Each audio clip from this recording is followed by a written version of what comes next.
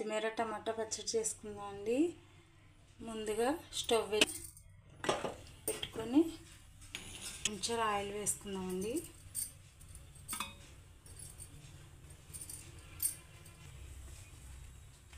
Oil కాగిందండి. కాగిన తర్వాత 10 పచ్చిమిరపకాయలు వేయించుకుందామండి.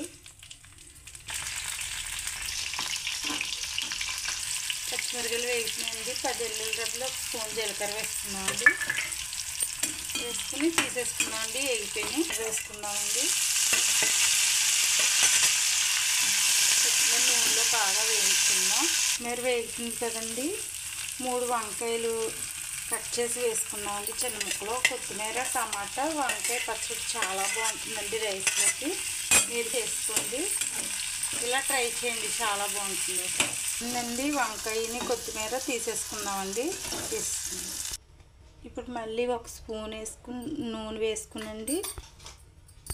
ఒక టమాటా ముక్కలు వేసుకుని వేసుకున్నామండి. అలా ఒక 5 నిమిషాలు మూత పెట్టి మగ్గిద్దామండి. మూత తీసుకుని కలుపుకోవాలండి. మగ్గిపోయినాయండి టమాటాలు. కొంచెం ఎగిరిన తర్వాత నీరంతా అప్పుడు మిక్సీ పట్టుకుందామండి. చల్లారించి వేయించుకున్న పచ్చిమిరపకాయలు ఇవన్నీ కూడా మిక్సీ పట్టుకుందామండి. నలిగిన తర్వాత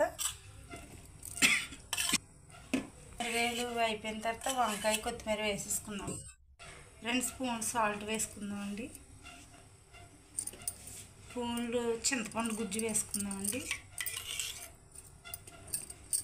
టమాటాలను వేసుకుందామండి. అవన్నీ బాగా మెత్తగా నలిగింది. ఈ టమాటా వేసుకుని బాగా మెత్తగా పేస్ట్ చేసుకోవాలి. పచ్చడి తయారైపోయిందండి. వేసుకుందామండి.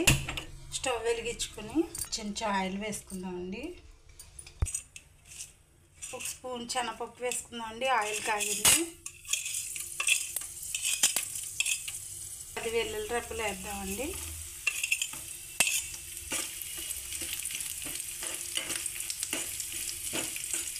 ఆవాలు, జీలకర్ర, ఎండుమిర్చి, కరివేపాకు, కొంచెం కొత్తిమీర. ఆఫ్ చేసుకుందండి. పోపు వేగిపోయింది.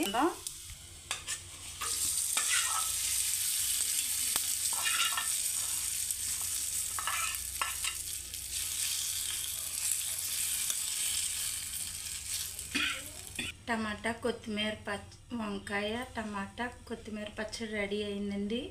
మీరు కూడా ట్రై చేయండి, చాలా బాగుంటుంది.